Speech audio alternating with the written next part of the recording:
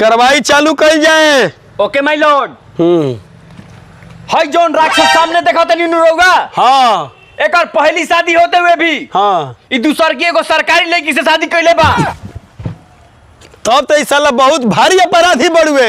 एकरा के फांसी के सजा मिले के चाहिए। एकदम एक फांसी के सजा हो गई। काल 12 बजे के फांसी पड़ जाई।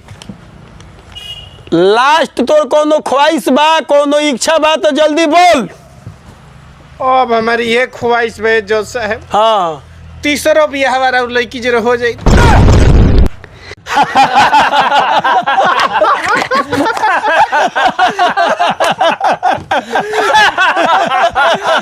काहे हंस लग रही जज साहब?